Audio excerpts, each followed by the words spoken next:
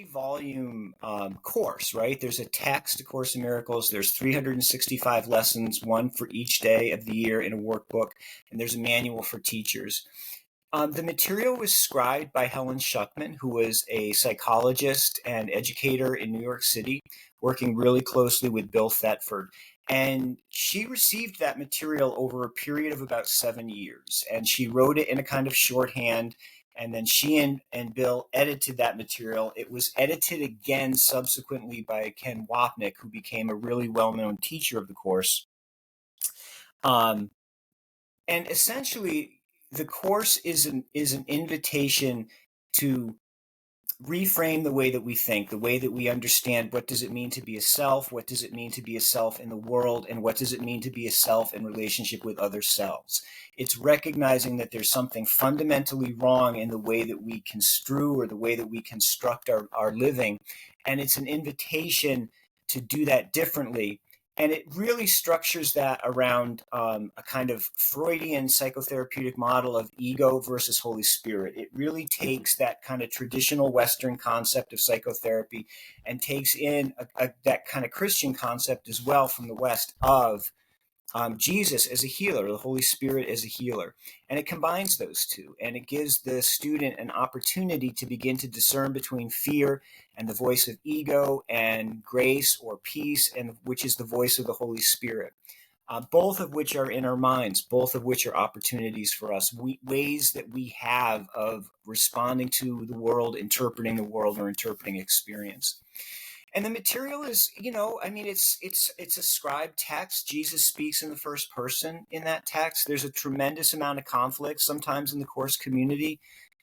Is it actually the historical Jesus? Is it a projected Jesus? There's conflicts about, whether it was over-edited or under-edited. There are many versions of it that are available at different stages of the editing process now that are out in the public.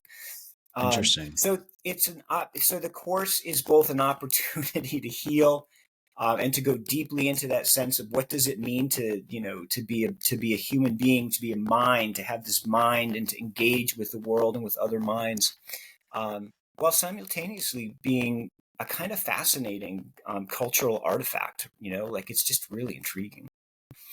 Yeah, and I listened to you talk about, was this channeled purely? Is it a projection of Jesus? And I guess my thought is like, it doesn't really matter if it works. Yes. If it makes you feel how you want to feel on a consistent basis with deeper levels of peace and joy and reverence, like, who gives a crap? But I will say, I know that there's a lot of people that are listening to this. Like, I came from a Christian background. I grew up going to church on Sundays.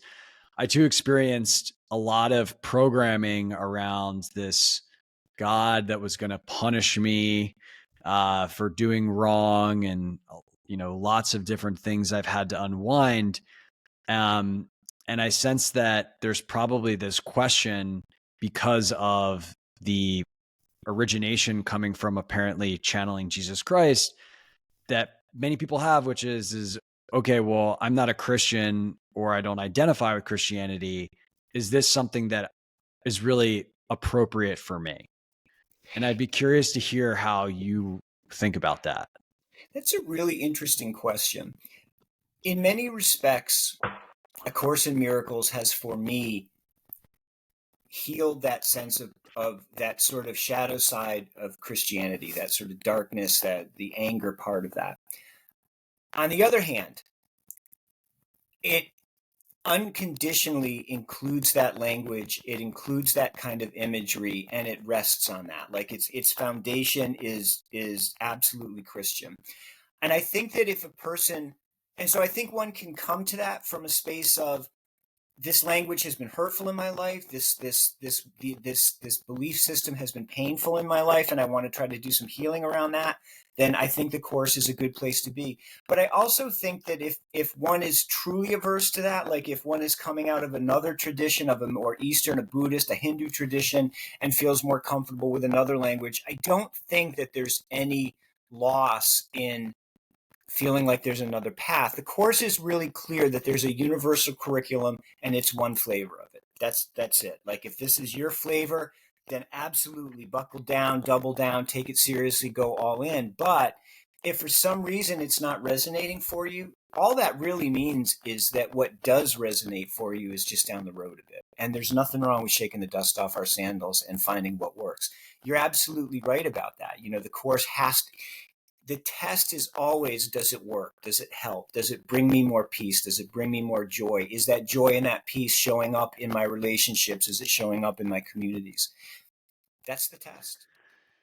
Thank you for checking out this clip. If you want to see the full episode, you can do so by going up here. I hope you have a wonderful day.